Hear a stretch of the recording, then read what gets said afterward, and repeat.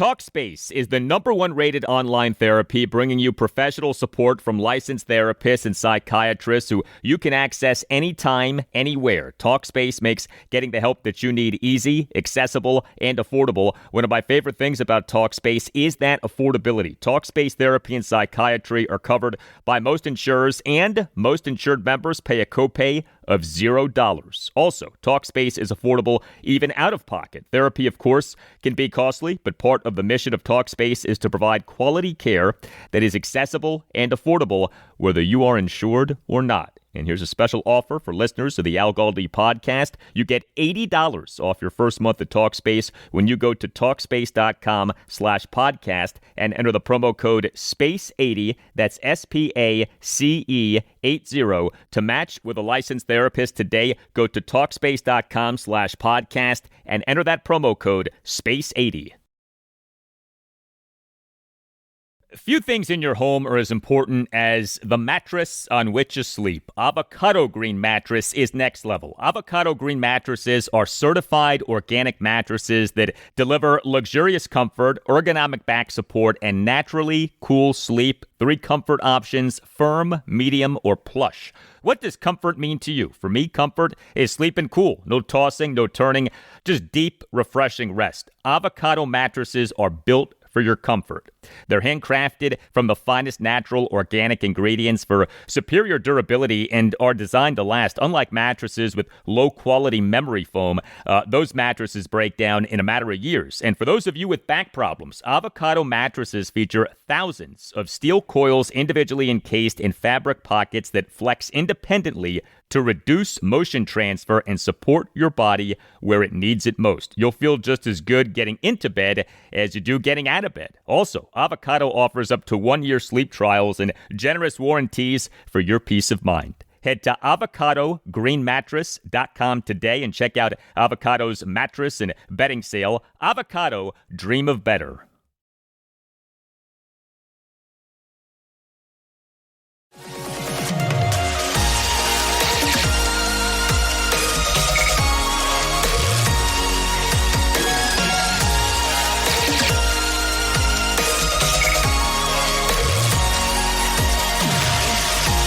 And away we go. Episode 1202 of the Al Galdi podcast. It is Wednesday, November 19th, 2025. It is the day after the Washington Commanders announced the signing of kicker Jake Moody off the Chicago Bears practice squad. He is the 10th kicker acquired by the Commanders since the start of the NFL's 2024-2025 league year on March 12th, 2024. The Commanders kicker carousel continues. The corresponding roster move, by the way, was the Commanders releasing receiver Jacoby Jones. So the Commanders on Monday afternoon announced having released kicker Matt Gay, and on Tuesday afternoon announced having signed kicker Jake Moody off the Bears practice squad. Coming up later in the show, proper analysis of Jake Moody, including the incident between Commanders receiver Deebo Samuel Sr. and Moody during their time together on the San Francisco 49ers last season. Hello and welcome to this Wednesday installment of the Al Galdi podcast. Next segment, a conversation with Pro Football Focus data analyst Dalton Wasserman. He is the co-host of the PFF College Football Show podcast. He knows the NFL and college football very well, and he, during this Commanders bye week, is going to talk to us about the 2026 NFL Draft, in which our Commanders, as of now, have the number 7 overall pick. Yeah, it is November 19th, and we are doing draft talk. Hey, don't blame me. Blame the Commanders for having the season that they're having. But as we have launched Operation Lose Out 2.0 on this podcast, it's important to understand what we're looking at with this 2026 NFL draft. Is it a good draft for quarterbacks? Not for the purpose of the Commanders drafting a quarterback, but for the purpose of the Commanders trading down with a quarterback-needy team. That and a lot more with Dalton Wasserman next segment. An early look at the 2026 NFL draft with the obvious caveat that so much can and almost certainly will change between now and the draft. And I will examine various topics from the Commanders' 16-13 overtime loss to the Miami Dolphins in Madrid, Spain on Sunday, including what the advanced stats say about quarterback Marcus Mariota and the offensive line, and thoughts on the benching of safety Quan Martin. Yeah, he on Sunday got benched. And on the show, we'll discuss Maryland football as head coach Mike Locksley on Tuesday spoke at length about the stunning news from this past Sunday afternoon that he is being retained by Maryland Director of Athletics Jim Smith for the 2026 season, and that the school plans to increase its financial commitment to the program. By the way, speaking of college football, the third college football playoff rankings of the 2025 season came out on Tuesday night. Virginia, unchanged at number 19. Also, a trade announced by the Baltimore Orioles late night on Tuesday night. They announced having traded oft-injured starting pitcher Grayson Rodriguez to the Los Angeles Angels for outfielder Taylor Ward, who himself has had injury problems, but he's coming off back-to-back mostly healthy seasons over which he had an OPS plus of 113 over 313 regular season games. He's entering his age 32 season. Interesting to see the O's give up on Grayson Rodriguez. He's entering just his age 26 season. And some college basketball. Concerning news, Georgetown on Tuesday evening announced that 7-1 St. John's transfer Vince Iwuchukwu, a key rotational player, quote, will undergo a scheduled medical procedure. He is generally in good health and will take a brief recovery period with a follow-up evaluation expected within 6 to 8 weeks. He will return once he is cleared at that evaluation. He is in good spirits and appreciates the support, end quote. All the best to him. You can hit me up on X at Al Galdi. You can email me the Al Galdi podcast at yahoo.com. Feedback on the Commanders, email from Redskins fan on Operation Loseout 2.0, writes Redskins fan. What's up, Al? If the team does Operation Losers, let's be smart about it.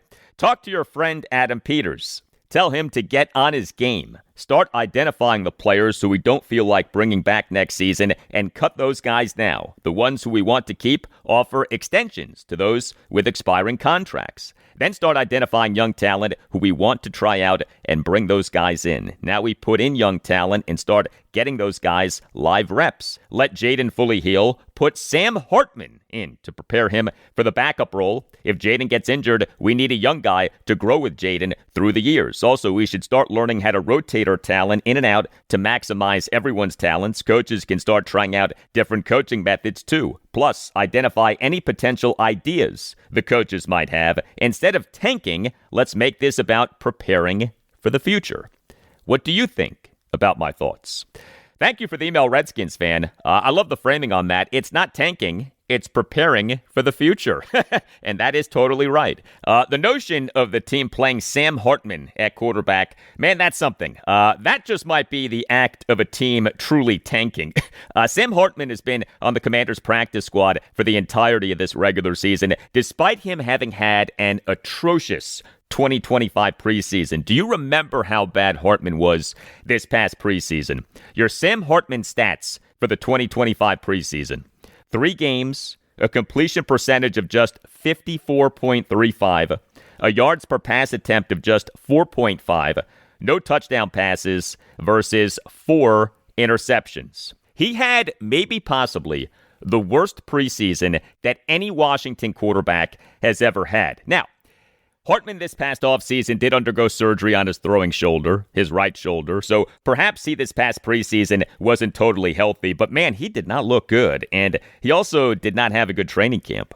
Email from Doug Wilson, subject, what could have been, writes Doug. Hey Al, just think, in 2022, we traded our pick and took Jahan Dotson, the Ravens took Kyle Hamilton. In 2023, we took Emmanuel Forbes. The Patriots took Christian Gonzalez. In 2024, you and I and many others wanted us to take Drake May. I know it's early, but the sample size is growing.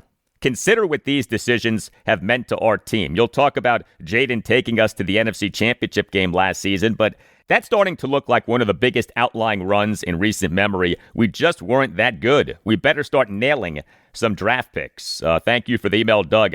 So the 2022 and 2023 NFL drafts happened with Ron Rivera as Commanders head coach in charge of player personnel. The 2024 NFL draft was the first for the team with Adam Peters as general manager, but there's no question that this team has gotten way too little out of NFL drafts for way too long. And specific to Adam Peters, beyond him taking quarterback Jayden Daniels with the number 2 overall pick in the 2024 NFL draft, what pick over Peters 2 NFL drafts as Commanders GM do you feel great about right now?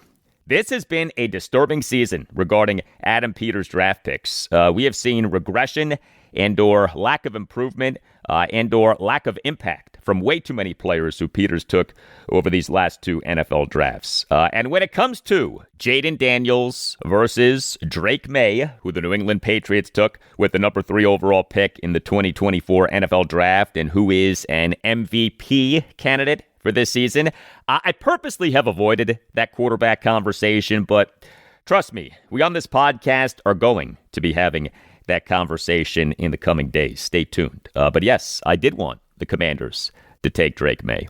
Email from Ryder Duncan on cornerback Mikey Sainristil in the loss to the Dolphins, having a lost fumble on a muff catch of a punt on the first regular season punt return opportunity of his NFL career. He was on the return due to the Commanders' primary punt returner receiver, Jalen Lane, dealing with a hip injury. Writes Ryder, "Hey Al, throwing Sainristil in there to return a punt after he let a potential interception hit him on the face mask is certainly a choice.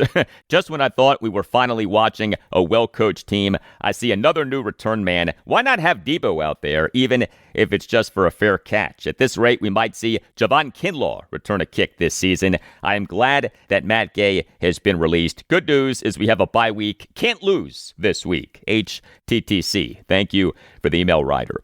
For what it's worth, Mikey Sainristil has worked on punt returns in practice, but no doubt he totally botched the first regular season punt return opportunity of his NFL career. Rough game for Sainristil, who, as Ryder mentioned, also had a dropped interception. Not a lot going right for Mikey Sainristil this season. And man, the Commanders refuse to generate takeaways this season. 0 takeaways on Sunday. The Commanders for this regular season through week 11 have 6 takeaways, tied with the New York Giants for the second fewest takeaways in the NFL in this regular season. The New York Jets have the fewest, 1. That's insane. 1 takeaway.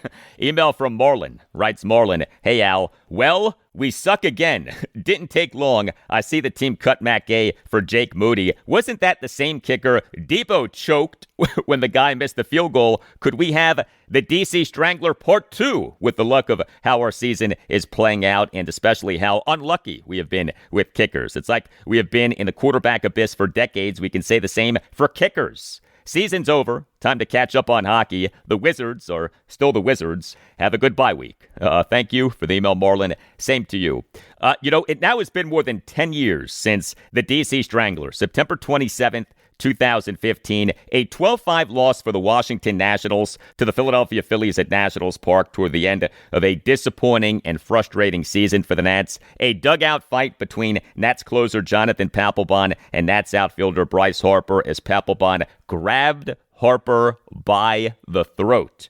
And then Nats outfielder Jason Worth, during a post-game interview with Masson's Dan Kolko a few days later, gave us an all-time line when Worth called Papelbon the DC Strangler. The DC Strangler. Yeah, the DC Strangler, one of the greatest lines in Washington, D.C. sports history. Hey, if you're listening to this podcast via Apple Podcasts or Spotify, you can rate the podcast with a star rating. 5-star ratings are greatly appreciated. They help us out a lot. Thank you for doing them. Few things in your home are as important as the mattress on which you sleep. Avocado Green mattress is next level. Avocado Green mattresses are certified organic mattresses that deliver luxurious comfort, ergonomic back support, and naturally cool sleep. 3 comfort options: firm, medium, or plush. What does comfort mean to you? For me, comfort is sleeping cool. No tossing, no turning, just deep, refreshing rest. Avocado mattresses are built for your comfort. They're handcrafted from the finest natural organic ingredients for superior durability and are designed to last. Unlike mattresses with low-quality memory foam, those mattresses break down in a matter of years. And for those of you with back problems, Avocado mattresses feature thousands of steel coils individually encased in fabric pockets that flex independently to reduce motion transfer and support your body where it needs it most. You'll feel just as good getting into bed as you do getting out of bed. Also, Avocado offers up to 1-year sleep trials and generous warranties for your peace of mind. Head to avocadogreenmattress.com today and check out Avocado's mattress and bedding sale. Avocado, dream of better. Talkspace is the #1 rated online therapy, bringing you professional support from licensed therapists and psychiatrists who you can access anytime, anywhere. Talkspace makes getting the help that you need easy, accessible, and affordable. One of my favorite things about Talkspace is that affordability. Talkspace therapy and psychiatry are covered by most insurers, and most insured members pay a copay of $0. Also, Talkspace is affordable even out of pocket. Therapy, of course, can be costly, but part of the mission of Talkspace is to provide quality care that is accessible and affordable, whether you are insured or not. And here's a special offer for listeners of the Al Galdi podcast. You get $80 off your first month of Talkspace when you go to Talkspace.com/podcast and enter the promo code SPACE80, that's SPACE80, to match with a licensed therapist today. Go to Talkspace.com/podcast and enter that promo code SPACE80.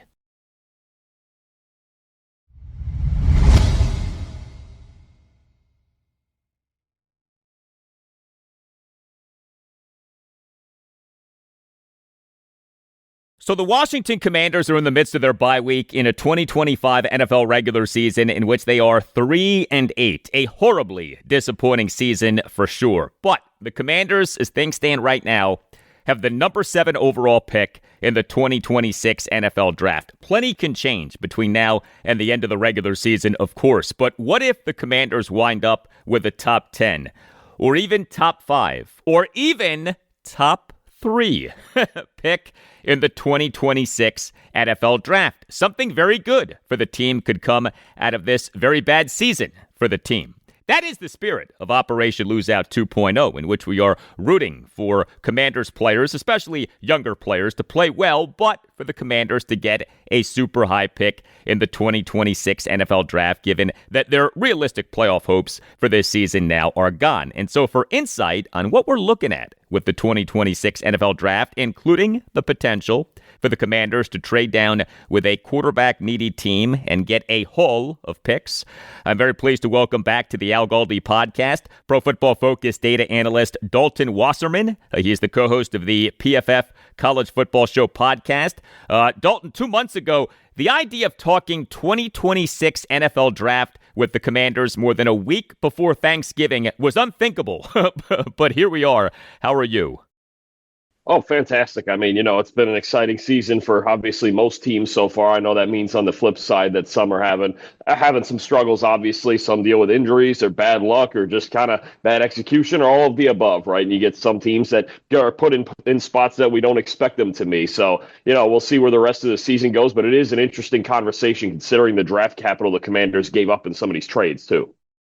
Yeah, and that's the idea here, that as bad as this Commander season has been, maybe it at least will result in something good via a high pick in the 2026 NFL Draft. So with the draft, let's start with this. Is this draft looking like a good draft or a bad draft in terms of quarterbacks? I don't think it's a great draft. I don't. I think when you look at a lot of the guys who were expected to come in and dominate college football, you've gotten struggles from a lot of them. You take, LSU's Garrett Nussmeier has really struggled down there to the point where he was benched a couple weeks ago. Carson Beck down in Miami isn't, he doesn't look like a franchise caliber quarterback, looks more like a backup. Cade Klubnik from Clemson, Lenore Sellers from South Carolina's got a lot of tools, but he's had his struggles. John Mateer from Oklahoma. I mean, there's a few who have stepped up, like a Dante Moore from Oregon or a Fernando Mendoza from Indiana, but I don't think the depth in this class between guys who are going to go back to school for 2026 and seniors who have struggled this year, I don't think it's very, very deep. So I think teams are going to be itching at the top to at least take a look at the very few options that they have they feel are worthy of those top 10, 15 picks. Right now, how many quarterbacks do you see as having realistic chances of being taken in the top 10 of the 2026 NFL Draft? Realistic guys that have a chance, I would cut that down to probably 4 guys, and it's 4 guys, all 4 of them, if they come out. Fernando Mendoza from Indiana seems the most likely. He's having a great year for them. I believe he's leading the nation in touchdown passes, Heisman Trophy candidate. Ty Simpson from Alabama, although he's coming off a rough game against Oklahoma, and he's not the toolsiest guy ever. Dante Moore is a very interesting one from Oregon. He's had a spectacular year, but there seems to be a 50-50 thought about whether he's going to stay or go into the NFL draft. And then there's Lenora Sellers from South Carolina, who hasn't had the greatest year statistically. His supporting cast has not been good, but he's got those high-level A-plus traits, the arm strength, the escapability from the pocket, the athleticism, all of those things that you look for in kind of a mini project there, like a Josh Allen or, some will say an Anthony Richardson type of player, but I think Sellers is more accurate than Richardson. So I think those 4 guys are really the ones you look at when you look at the top of this class, if any or all of them come out. And that is a complicating factor here, that not all of these quarterbacks being talked about as potential first-round picks in the 2026 NFL Draft may come out for the draft. The thinking for years was, hey, if you have a good chance of being taken in the first round of an NFL Draft, you come out. To what extent has NIL money changed that? I think there is a lot to weigh now because they're not as financially incentivized to come out into the draft, right? When these high-end quarterbacks now are making $4, $5, $6 million a year in college, and they can continue to develop. And look, there are some with the school of thought that if you only started for one full season in college, like a Ty Simpson, Dante Moore had a few starts at UCLA, but this is really his first full season with the reins of a good team here. There's a thought that those guys just should stay in college for another year of experience, right? We've seen one-year starters in the past who have then come into the NFL and struggled. I think back to a guy like Mitch Trubisky for the Chicago Bears, right, where it was only 1 year at North Carolina, and then he just didn't quite look right at any point in his NFL career. So I do think that is going to be a decision, and I think there's going to be a lot of talk with these coaching staffs about, hey, we think you could be ready, but you'd be more ready next year, although next year might be a little bit more of a loaded class.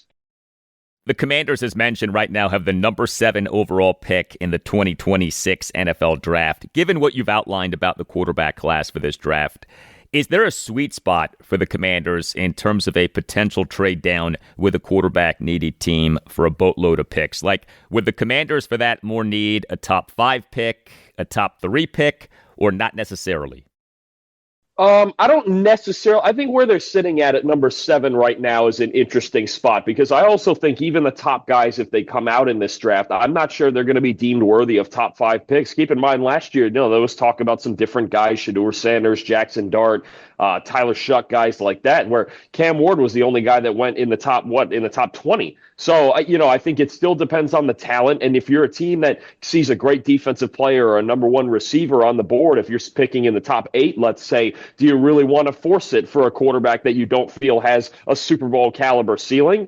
I do think if he comes out with the year that he's having, I think Mendoza has the best chance to be in that range for the moment. But even then, I'm not sure scouts are totally convinced yet that a quarterback in the top 5 is going to be the answer. Well, we had this in the 2022 NFL Draft, but man, that is something in this modern quarterback-centric NFL. No quarterbacks going in the top 5 of an NFL Draft.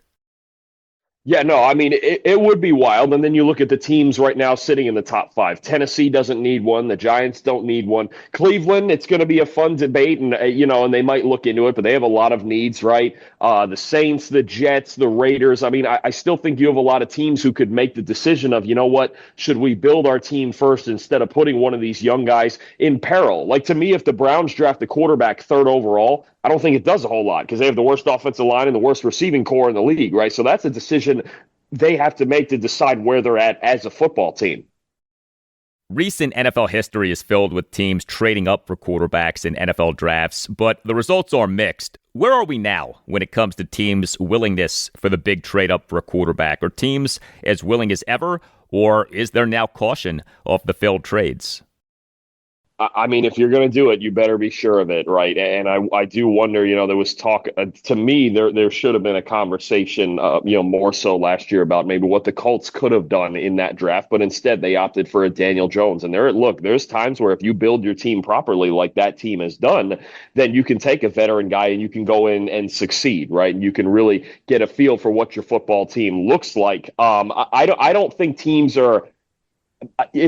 What's the best way I can put this? I think if you're going to do it, you better be sure and you better have a plan, because if one of those trade ups fails because there's a heavier price to pay when you're trying to get a quarterback too. If one of those trade ups fails, you're going to have a major problem for the next 4 to 5 years with your franchise, right? Because you're committed to this guy and you're trying to figure out, okay, what does the rest of our team look like? And if that quarterback fails and you gave up so much to get him, you mortgaged your future, it's a serious problem. So I think that's the best way I could put it. If you do it, you better be 1,000% sure that that's your guy and you have a clear-cut plan for how you want to use him. We're talking with Pro Football Focus data analyst Dalton Wasserman, the co-host of the PFF College Football Show podcast. Does the 2026 NFL Draft right now look especially strong at any positions? I think the class as a whole, I can't say I've gone in and done the entire draft evaluation of it. I cover college football and just kind of see what I see from some of these upperclassmen. I would say it leans more into being a defensive draft. I think it's going to be a heavy defensive line draft again. I think it's a pretty good linebacker class. You've got a safety in Caleb Downs, from Ohio State, who's one of the special prospects, along with several others at that position. So I think it leans in on defense. I think there's good depth at wide receiver. There's probably, I would say, 3 to 5 wide receivers who are going to be first round picks. But I think as far as, like 2 years ago when we had the Caleb Williams draft and it was so flashy with all the quarterbacks and receivers and offensive tackles, I don't think it's quite as deep at those positions. I will say, I think if you need defensive players and you're trying to rebuild that side of the ball, I think you're in a very good spot in this year's draft. A lot of talk about Notre Dame running back Jeremiah Love, who's having a tremendous season. Is he a running back who could be taken in the top 15 or even top 10 of the 2026 NFL Draft? I think so. And I think part of it is his talent. He's got incredible talent, home run speed, physical runner. And just, ever since it looks like he's gotten healthier from an ankle injury that he suffered sometime around last year's playoff. He didn't quite look right at the end of last year, but Jeremiah Love at 100% health is an awesome football player with receiving ability too. And I think the scarcity this year, we had such a deep running back class last year. That's not going to be the same case. I think you've got Jeremiah Love as the number one by a wide margin. And then a lot of other players that look like contributors or committee backs, right? So I think Love is going to be a first-round pick, and depending on who's picking, possibly in the top 15, I could see that as a possibility. If the Commanders end up with a top 10 pick in the 2026 NFL Draft, the discussion in this area will be, should they trade down to replenish their diminished draft capital, or should they swing big for a blue-chip player, as the team is in dire need of blue-chip players? So the Commanders appear to have their quarterback in Jaden Daniels, but they need a lot at a lot of other positions. What do you think that General Manager Adam Peters should be thinking? Yeah, I mean, these are questions that get asked all the way up until draft day when they're on the clock, right? Do we feel like there's a player who could single-handedly change? I think especially their defense, when you look at the age of the roster and you look at just how many different spots on defense that they're struggling, is there a single guy that could change the dynamic of their defense, or are we talking about, okay, we need 3, 4, and 5 pieces, and we need to find a way out of this 7th pick? Because right now, as it projects, they don't pick again between 7 and 71 in this draft, right? So I do think it's a good defensive draft. I think there's a lot of good late round 1 and round 2 players who you could start to build this, with a quantity, not over quality approach, because I think they're quality players, but they have needs at multiple spots, off the edge, at corner, at linebacker. Bobby Wagner is not going to play forever, I don't think. Maybe he will, but it's just one of those things where, to me, I would be looking to trade down. I know there are some impact guys at the top, but I think they need quantity to fix as many problems as possible. You mentioned the 2024 NFL Draft quarterback class. 6 quarterbacks were taken over the first 12 picks of that draft. The Chicago Bears took Caleb Williams at 1. The Washington Commanders took Jaden Daniels at 2. The New England Patriots took Drake May at 3. The Atlanta Falcons took Michael Penix Jr. at 8. The Minnesota Vikings took J.J. McCarthy at 10. And the Denver Broncos took Bo Nix at 12. So much to take in with all of these guys. But at this moment in time, who does Dalton Wasserman like the best out of those quarterbacks? Boy, Drake May's made a good argument. I mean, really, you look at what Jaden Daniels did last year and what Drake May's doing this year. Both of those guys look unbelievable. I will probably, for now, I'll still stick with my pre-draft evaluation. I had Jaden Daniels as the top guy, and what we've seen from him has been outstanding. I just think the team around him has eroded a bit. The defense needs to be fixed. So when it comes to the winning, I think that's a huge problem. And look, I think all year the Terry McLaurin injuries have really hurt them. When you talk about that offense needing a vertical threat to space things out, and the games that he's out, you can tell everything is just so squeezed in the box that Cliff Kingsbury can't do everything he wants to do as a play caller. I'll say Jaden Daniels, but boy, Drake May has got a really good argument with the ways he's playing MVP caliber football this year. He's been unreal. The change in the coaching staff, his rapport with Josh McDaniels, I think if you even wanted to call it tied between those two guys, I completely get it. And then obviously you've got Caleb Williams playing better, at least, maybe not on the level of Daniels or May yet, but playing better for Ben Johnson and that new coaching staff too. Final question. We have the introductory press conference for James Franklin as Virginia Tech's head football coach on Wednesday morning at 10. What do you think of the hire? Yeah, I think it's awesome. I think for them to go and get an experienced head coach that's won like at the level that he's won at multiple programs. Look, James Franklin essentially got fired for a 3-game losing streak, and one of those 3 was to Oregon, right? And I think this narrative of, he couldn't win big games at Penn State and this and that, I go, yeah, look at who he's playing. I mean, he's playing Ohio State, he's playing Oregon, he's playing some of the, 2 of the top 5 to 6 programs in the country, right? And even 2 years ago, he was in the Final Four. He had that team within one drive of going to the national championship game. So I think it's a home run hire for Virginia Tech. I really do, especially when you consider the SEC schools that were probably looking into Franklin. I think to get that stability, to get this guy knowing that there's a base of winning throughout his entire career, I think it's a slam dunk. I absolutely love it for the Hokies. I think they could bounce back very quickly now with him in there. Pro Football Focus data analyst Dalton Wasserman, the co-host of the PFF College Football Show podcast. Dalton, thanks. All the best. Absolutely. Appreciate you as always, Al. All right. The NACE Law Group, accident and injury lawyers, it will fight for you and win for you. Just recently, an $8 million jury verdict in Baltimore City Circuit Court in a case in which the NACE Law Group represented the family of a 42-year-old man who died after a simple procedure. Lead attorney Chris Nace is a big Commanders fan and big supporter of this podcast, and his firm wins trials. If you have a case, contact the Nace Law Group. Call 202-902-7611 or visit Washington, D.C., injurylawyers.com and tell the Nace Law Group that Al Galdi sent you. The Nace Law Group is tremendous. It is a Washington, D.C.-based family law firm that handles medical malpractice, personal injury, birth injury, legal malpractice, and consumer protection cases, offering aggressive advocacy for victims in Washington, D.C. and West Virginia. The NACE Law Group fights for victims of all kinds of situations, including victims of errors made during diagnosis, during surgery, or with medication, victims of injuries caused by dangerous medications or medical devices, as well as defective auto parts, victims of accidents involving cars, trucks, bikes, or motorcycles, victims of deceptive trade practices and false advertising, heck, victims of shady lawyers. If your attorney acts in bad faith, is unethical in his or her counsel, or is negligent in his or her work, you could have a claim for legal malpractice. The NACE Law Group has represented corporate clients throughout the region. If you feel that you've been wronged, if you think that you've been wronged but aren't sure, contact the NACE Law Group and schedule a no-obligation appointment. Call 202-902-7611 or visit Washington, D.C., injurylawyers.com and tell the NACE Law Group that Al Galdi sent you. That's 202-902-7611 or Washington, D.C., injurylawyers.com and tell the NACE Law Group that Al Galdi sent you. The NACE Law Group, accident and injury lawyers.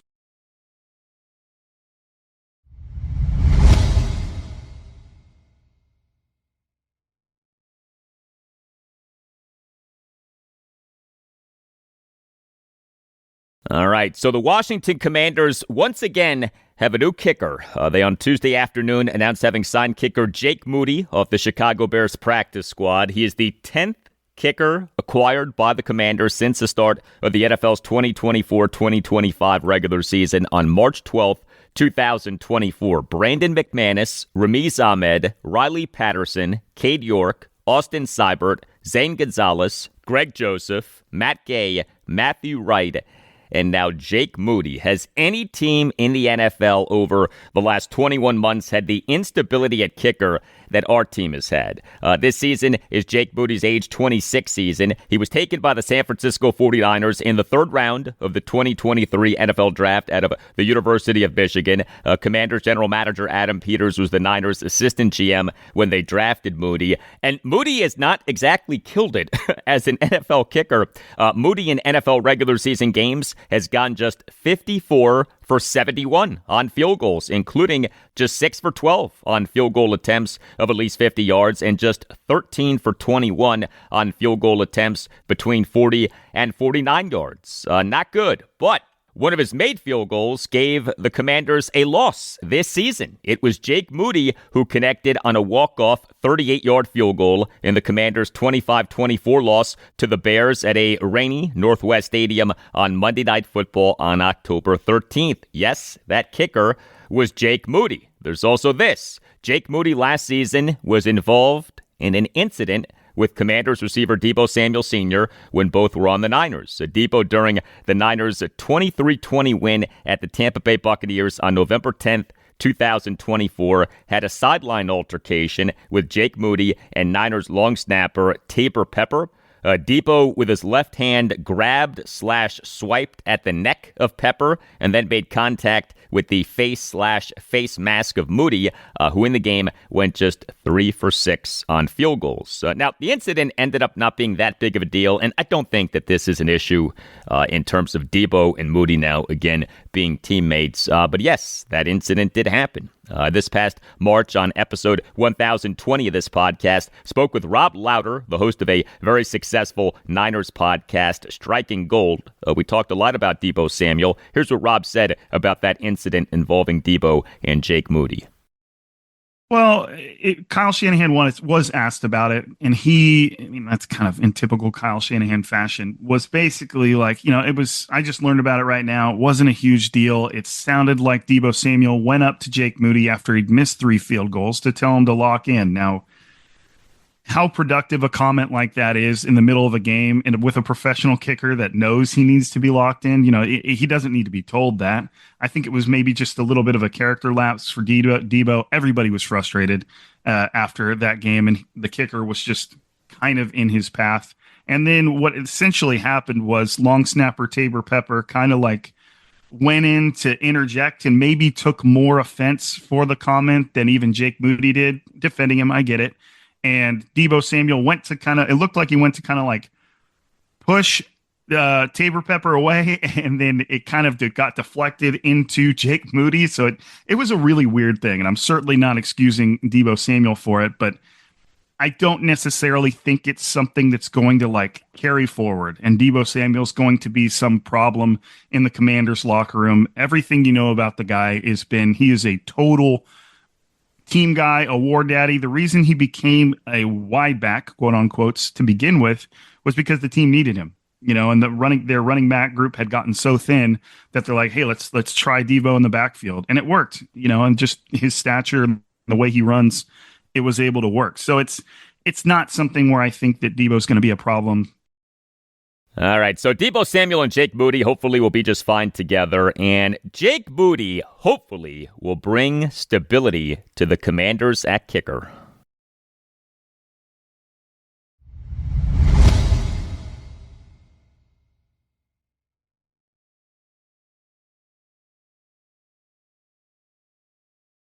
More now on the Washington Commanders. A few items from the 16-13 overtime loss to the Miami Dolphins in Madrid, Spain on Sunday. So mixed advanced stats for quarterback Marcus Mariota. He, for the game, had an overall grade per Pro Football Focus of 53.6. Not good. PFF grades are on a scale of 0 to 100. 60 is average. He, for the game, had a total QBR per ESPN of 46.7. That's not good. A QBR is on a scale of 0 to 100. 50 is average. But he, for the game, per RBSDM.com, had an expected points added per play of 0.17 and a total EPA of 6.3. So the EPA stats were good. I thought that he played pretty well. A major positive for the Commanders in the game was the offensive line. The Commanders starting offensive line, Laramie Tunsil at left tackle, Chris Paul at left guard, Tyler Biotish at center, Samuel Cosmi at right guard, start Josh Connerly Jr. at right tackle. Laramie Tunsil, Chris Paul, Tyler Biotish, and Josh Connerly each played on 100% of the Commanders' offensive snaps. Sam Cosmi played on 99% of the Commanders' offensive snaps. He missed one offensive snap due to an injury concern. Andrew Wiley played right guard on that snap. Brandon Coleman played on 21% of the Commanders' offensive snaps as a third offensive tackle, was a key part in running back Chris Rodriguez Jr. doing well. But how about this? Each of the Commanders' 3 highest graded qualified offensive players per Pro Football Focus for the game were offensive linemen. Sam Cosmi for the game had an overall grade per Pro Football Focus of 83.3. Laramie Tunsil, 78.4. Josh Connerly, 74.3. And Connerly is coming along as a guy who the Commanders took with the number 29 overall pick in the 2025 NFL Draft out of the University of Oregon. He has had an up-and-down rookie season. He has had a penalty problem. Connerly, for this regular season, is tied for number 3 in the NFL in most total penalties, 10. But Connerly, over the Commanders' last 3 games, has a 76.4 overall grade per PFF, and per PFF has allowed 0 sacks and just 6 pressures. He has been the team's starting right tackle for each of its 11 games in this regular season, and he is getting better. Great to see that. What has not been great to see has been the regression of multiple Commanders defensive backs. A cornerback, Mikey Sainristil, has regressed. Safety Quan Martin has regressed. In fact, Martin on Sunday played on just 66% of the Commanders' defensive snaps. A second time in recent weeks that Martin played on a noticeably fewer number of snaps than normal. He in the 44-22 loss at the Dallas Cowboys on October 19th played on just 60% of the Commanders' defensive snaps. And on the podcast, wondered whether Martin had gotten benched in that game. Well, he on Sunday most certainly got benched. During head coach Dan Quinn's day after the game press conference on Monday afternoon, had this exchange between Commanders insider Ben Standig of Last Man Standing on Substack and Quinn. And Quan Martin usually plays about every snap. He didn't this game. Maybe I missed it if he was hurt in the game or not. Was there anything going on there, or was that just a change in personnel? Just a change in personnel, yep. It was just some corrections that had to be made, and so came back to play in it. But, we just wanted to make some corrections to get it right. Yeah, that right there was Dan Quinn telling us that Quan Martin on Sunday got benched. Disturbing what has happened with Martin this season off his encouraging season last season. The Commanders took Martin in the second round of the 2023 NFL Draft out of the University of Illinois. He last season showed promise, especially considering that he played much of last season with 2 separated shoulders, but he for this regular season has an overall grade per Pro Football Focus of just 49.4. Mikey Sainristil, he for this regular season has an overall grade per Pro Football Focus of just 53. 2 Commanders defensive backs who had good games on Sunday were cornerback Noah Igbenogany and safety Darnell Savage. Noah Igbenogany, he played on 52% of the Commanders' defensive snaps. He for the game had an overall grade per Pro Football Focus of 78.4. Darnell Savage, he played on 46% of the Commanders' defensive snaps. He for the game had an overall grade per Pro Football Focus of 76.2. Few things in your home are as important as the mattress on which you sleep. Avocado Green Mattress is next level. Avocado Green mattresses are certified organic mattresses that deliver luxurious comfort, ergonomic back support, and naturally cool sleep. 3 comfort options: firm, medium, or plush. What does comfort mean to you? For me, comfort is sleeping cool. No tossing, no turning, just deep, refreshing rest. Avocado mattresses are built for your comfort. They're handcrafted from the finest natural organic ingredients for superior durability and are designed to last. Unlike mattresses with low-quality memory foam, those mattresses break down in a matter of years. And for those of you with back problems, Avocado mattresses feature thousands of steel coils individually encased in fabric pockets that flex independently to reduce motion transfer and support your body where it needs it most. You'll feel just as good getting into bed as you do getting out of bed. Also, Avocado offers up to 1-year sleep trials and generous warranties for your peace of mind. Head to avocadogreenmattress.com today and check out Avocado's mattress and bedding sale. Avocado, dream of better.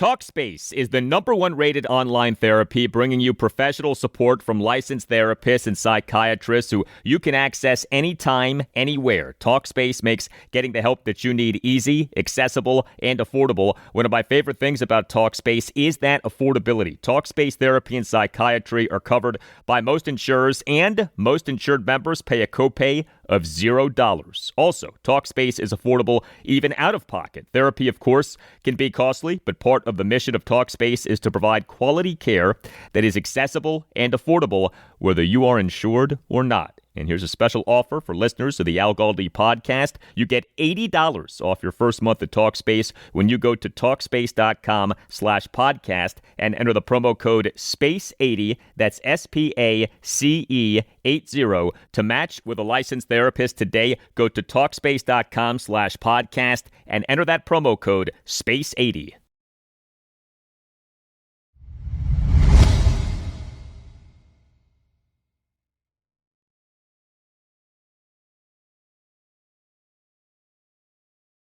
We on Tuesday heard from Maryland football head coach Mike Locksley for the first time since the big news this past Sunday afternoon that he is being retained by Maryland Director of Athletics Jim Smith for the 2026 season, and that more money is coming the way of the Maryland football program. Mike Locksley appeared to be as good as gone. Maryland is in the midst of a second consecutive disappointing season, and Jim Smith is new to the job. He was hired by the school this past May, but no, Jim Smith, in a letter to Terrapins fans, said that he is retaining Locksley and that the school plans to significantly increase financial support for the football program. The buyout for Locksley's contract is $13.4 million. My take is that Jim Smith retaining Mike Locksley is at least in part due to that buyout, i.e. Jim Smith either had no interest in paying the buyout for Mike Locksley or had no ability to pay the buyout for Mike Locksley. In other words, could not cobble together the money from donors to pay the $13.4 million. Maryland on December 4th, 2018 announced the hiring of Mike Locksley as head coach. This off a nightmare of the previous 7 months, including the death of 19-year-old offensive lineman Jordan McNair on June 13th, 2018. This off him being hospitalized on May 29th, 2018, following an off-season workout. Then we, in August 2018, got an ESPN.com report on allegations of a toxic coaching culture under head coach DJ Durkin and head strength and conditioning coach Rick Court. Maryland football was in shambles, and Locksley, to his credit, brought the program back to respectability. Maryland, for the 2021 through 2023 seasons, won at least 7 games in each of 3 consecutive seasons. First time that the Terps had at least 7 wins in each of at least 3 consecutive seasons since the 2001 through 2003 seasons, which were Ralph Regan's first 3 seasons as Terps head coach. But Maryland in the 2024 season went 4-8 overall, including 1-8 in the Big Ten. And Maryland this season is 4-6 overall, including 1-6 in the Big Ten, has lost 6 consecutive games since a 4-0 start. Mike Locksley on Tuesday did his weekly press conference during the season. We, during that presser, had this back and forth between Gene Wong of the Washington Post and Locksley, and then you'll hear a follow-up back and forth between Michael Howes of the Diamondback and Locksley. Hey, Mike, just your reaction when your athletic director not only gives an endorsement about your future, but says additional resources are on the way too. I figured that would be probably the first question. I'll say this, from the day that Diana and Jim got here, the day Jim and Diana got here, however you want to place it, both those guys have played a huge role in hip to hip with me. There was a time from December 1st up through the hire and the buzz, our basketball coach, that there weren't a lot of people that understood the landscape. And when they got here, I can remember the first meeting I had with them, we presented a plan. And for them to see the plan and understand, and then they've had a chance now to watch what we've done. Obviously, no one, including myself, is happy with where we are when you talk about the map and the terrain. But from the day they got here, they've supported every part of it, and they understand what winning looks like. I mean, Jim coming off of winning a baseball championship with the Braves, Diana and her time at Ohio State obviously understand what it takes, and winning has a cost. Very rarely do you see me stand up here in front of you guys and complain about whether the resources were enough or not enough, because I'm always going to make do with what I have, and that's what we've done. We've given it our best.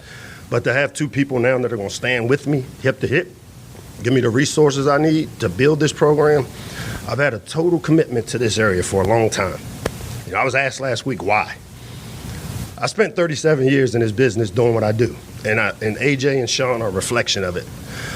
I spent 17 seasons on this campus. Not very many people know the ins and outs of this campus like I have. And to have two people now that share the same special vision that I have, while also seeing the foundation of what we have when we didn't have all the resources that we needed, I'm excited.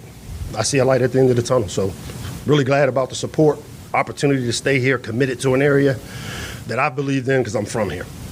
How much does that commitment now allow you just to focus all on the on-field stuff and not the distractions that may come with it's the job? always been about the kids for me. I mean, the only time it bothers me is when it bothers them. And I can't protect them from social media. I can't protect them from the things that are being said about the program. But anybody that walks through Jones Hill House knows, one, there ain't a coach in college that feels safe. Safe ain't a word that's in my vocabulary. I've never felt safe in my life. All right? I've always been committed, and that's the word that's in my vocabulary. I've been committed to the DMV area. I've been committed to football here on this campus. I've been committed to doing good work with kids and this community, and that's what I'm going to do. Hey, Coach. Jim Smith said in his letter that, like Gene said, there's going to be a significant amount of resources coming into this program, not only next year but beyond. So I just want to ask, can you expand on that to where? I'm not going to do that now. That's for Jim to talk about, Michael. Good question. I don't get up here and talk about what we have and don't have. I've told you, we've been resourced to go to bowl games. But winning has a cost, and if you want to win big, obviously there's examples all throughout the country of commitments that have been made. Not saying that I haven't had enough resources, because what's enough? I know this. The only question I've ever asked was, put me in the middle. When he asked me what I need, I said, put me in the middle. And if you put me in the middle, I think if you look at the type of roster we've put together over the years, don't always have the depth, don't always have the ability with the injuries that we face but with the added resources, I think you'll see those things. Why hasn't that investment level matching occurred already here in College Park and when Damon was AD here? That's not for me to discuss. That's above my pay grade to discuss. I know what I've been given from the time I got here. I know what I walked into. I've always chose hard. I had a cushy job down in Tuscaloosa, but I like this place. I love this place, and it was important for me to come back and do my part to help put a foundation together that allows Maryland football to have a chance to compete at the highest level. All right, so a lot there, but if you watch Mike Locksley, as he was saying what he said right there, he was very passionate about what he was saying. It is very possible that Locksley, as of just a few days ago, thought what the rest of us thought, that he was as good as gone. This news on Sunday afternoon really came out of nowhere. I would imagine that these have been an emotional last few days for Locksley. He and what we just heard certainly seemed to take a shot at Maryland's previous director of athletics, Damon Evans, who this past March left to become director of athletics at SMU. And Locksley, in what we just heard, had a lot of nice things to say about Jim Smith and Diana Sabo. Maryland, this past July 9th, announced having hired Diana Sabo as senior deputy athletic director for Maryland athletics. How much Mike Locksley's Maryland head coach has been hamstrung by a lack of money versus how much the lack of success has been due to his coaching is hard to say.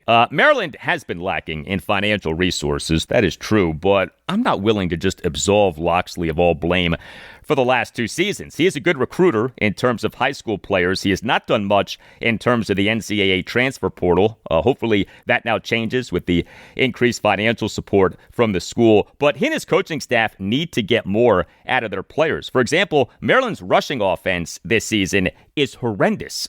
That's not all about a lack of financial resources. We on Tuesday had these exchanges with Mike Locksley.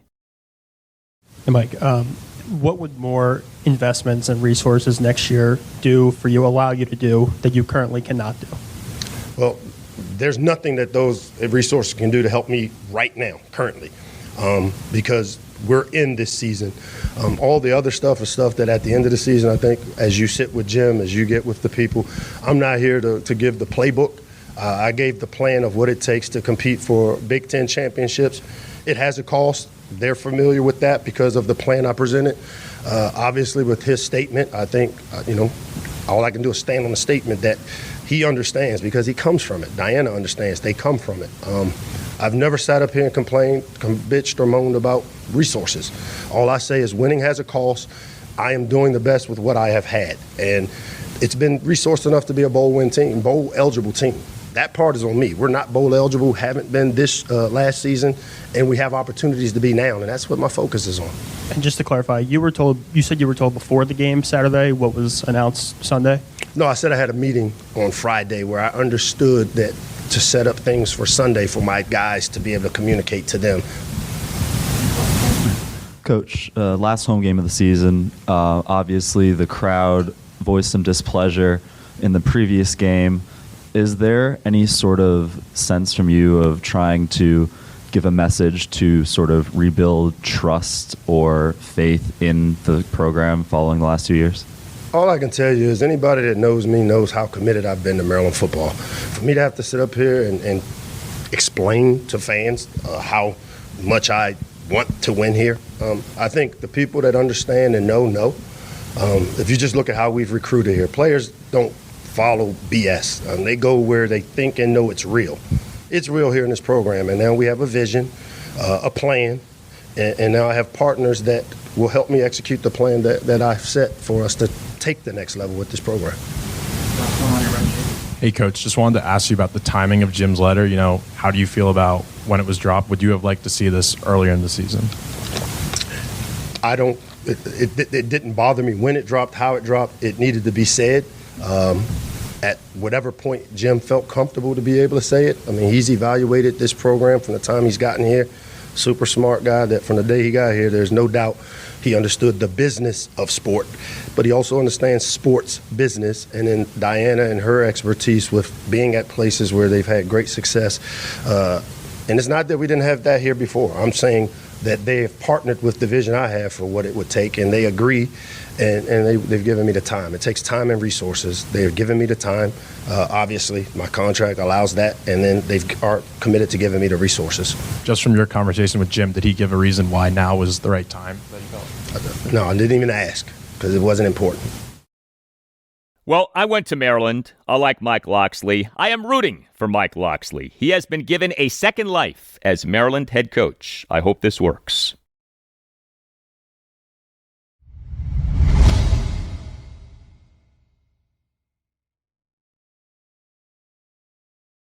And that'll do it for you and me for now. Keep the feedback coming. You can hit me up on X at Al Galdi. You can email me the Al Galdi podcast at yahoo.com. Thursday show, episode 1203. We'll provide you with more on the Washington Commanders. Also on Thursday's show, I'll talk Virginia Tech football, Washington Capitals, Washington Wizards, Maryland basketball, and Virginia Tech basketball. We have the introductory press conference for James Franklin as Virginia Tech's head football coach on Wednesday morning at 10. The Caps are home to the Edmonton Oilers Wednesday night at 7. The Wizards are at the Minnesota Timberwolves Wednesday night at 8. Maryland basketball is home to Mount St. Mary's Wednesday night at 7. And Virginia Tech basketball is home to Bryant Wednesday night at 7. Have a great rest of your Wednesday, and I'll talk to you on Thursday. The DC Strangler. Black Friday at BJ's Wholesale Club is so big, we called in the expert at paying less around the holidays. Scrooge here. Past, present, or future, it's hard to beat the Black Friday deals at BJ's. Believe me, I've tried. Get 25% off select toys, 30% off select small appliances, and 45% off select TVs through December 1st. Plus doorbuster deals Thanksgiving weekend. These prices are so good they even rattled old Marley's chain. Bah, humbug. Sorry, old habit. Visit bjs.com/Black Friday for holiday savings.